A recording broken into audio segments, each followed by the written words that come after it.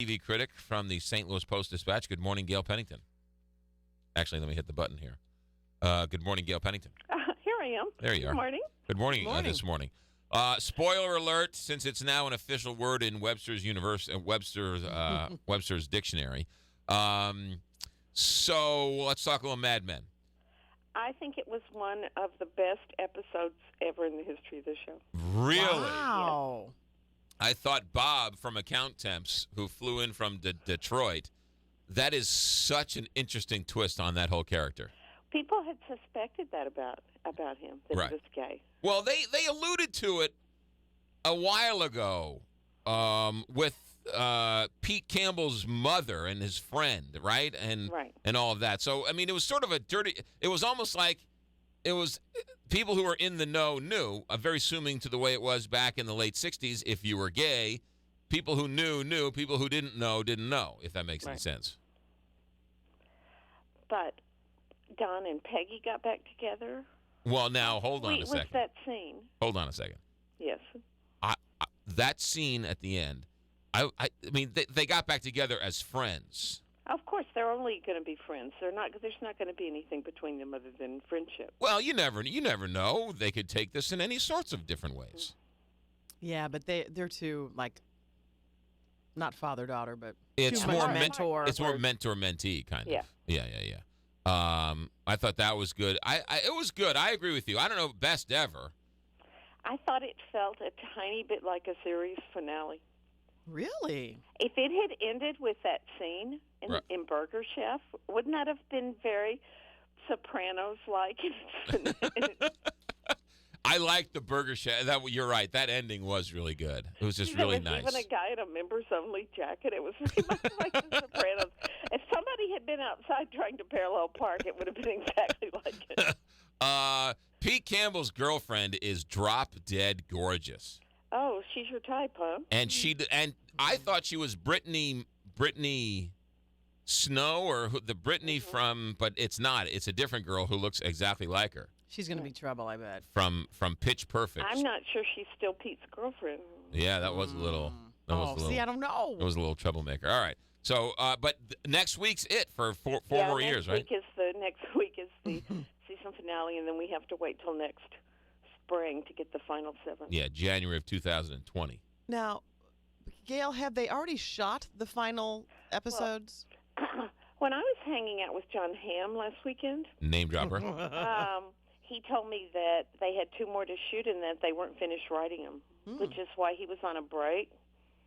So they had 2 more, and they had 2 more to shoot, and those were not. He had not seen the scripts for those. Gotcha. Okay, so they're working the final 2. And I was watching Andy Cohen's Watch What Happens. He was on last week, and he said he's the only one who knows the finale, who knows the ending. Well, is that true? Probably was just making that up. You think? I mean, because Andy Cohen can do anything he wants, clearly. Yeah. No. John Hamm was saying he was the only one who knows. I don't believe that that he's been told what the finale is. So John Hamm, St. Louisan, was on Andy Cohen, St. Louisan's show on Bravo. Right. Right, along with Dave Holmes, another St. Louisan.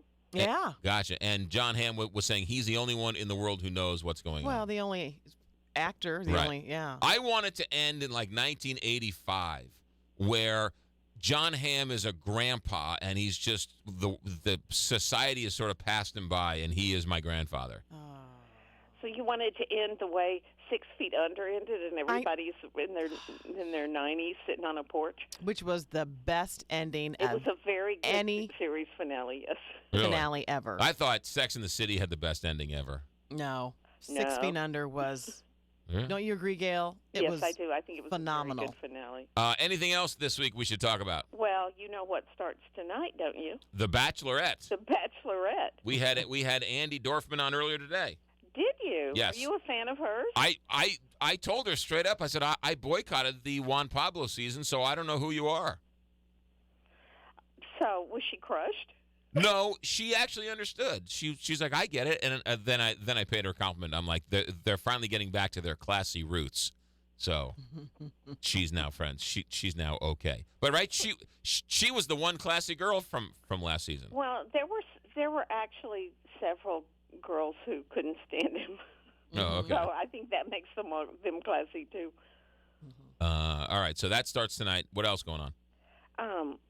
Got a variety show tonight. How exciting is that? Maya Rudolph, who's on SNL, is having a variety show on NBC. Variety show? Yeah. Is it 1975? With sketches and music, and she says it's going to be like the Girl Burnett show. Yeah, I'm a huge fan of Maya Rudolph. I am too. I really am. But variety shows, is this 1975 again? I don't know. Everything comes back around. I know. I just don't know. I'm cheering her on. I just don't know if audiences want something like that. The Brady Bunch had a variety show on Sunday nights with the guy who kept throwing confetti all around. I don't remember the Brady Bunch having a variety show. It scares me so much that you remember that, McGraw. Can you give us more details? Who's the guy? Rip Torn? Yeah. Rip Torn? Right. Was a guy, and he would like walk on stage and he'd throw confetti, and he'd throw confetti and he'd leave. No, goodness, Gail, hilarious. Am I lying, Gail? People loved it. Am I lying, Gail? I think you're correct. Wow. That was his whole shtick. And Rip Torn, and he'd come on and he'd make some sort of like weird joke, and then have some like really creeper laugh, and then throw confetti and leave. That was his shtick. He would like show up on like Love Boat too out of nowhere. I bet you can find that on YouTube. You probably can, yeah. The Brady Bunch Variety Hour. Maybe all right. He'll show up on Maya Rudolph's show. All right. Comic Standing also comes back this week. With night. With our favorite JB Smoove, who's the best. I like him, yeah. Who was the best? That show's been canceled like 5 times. But it's really entertaining, the competition for stand-up comics. Some of those people are very, very funny. I also love that Roseanne Barr is one of the judges. Yeah. And, you know, the judges are going to make the decision. It's not going to be left to the audience. Good, because Roseanne Barr knows a thing or two about stand-up comedy. You know, and there have actually been quite a number of comics who have gone on to do some pretty good things from being discovered from that show. A lot of the comics who've been on it in the past are not newcomers. I mean, Kathleen Madigan competed on it. Mm-hmm. Right. She's a wonderful, long-time stand-up comic from St. Louis. Yeah, good point. All right, good. By the way, I just got a text. It was Rip Taylor. Okay. It was not Rip Torn. Yeah, because Rip Taylor is like an actor. Rip Torn is an actor, yeah. Right. You have people out there who know what you're talking about. Yeah. Rip Taylor was on The Gong Show, too, wasn't he? I'm sure he was. That show was made for Rip Taylor. Oh, Did he yeah. come out and throw confetti on that? Yeah. Yeah. That whole Gong Show was an episode, too. See, I loved The Gong Show. Yeah, Morgan. Who was the one crazy judge? The Morgan, J.P. Morgan. J.P. Morgan. J.P. And they call Morgan. him J.P. Morgo. That show was so bad. All right, Gail. When can we read you? When can we see you? In the Sunday A&E section, everybody needs to wait for this. I have my big summer TV preview. It's the whole calendar of when everything comes back, when new shows start.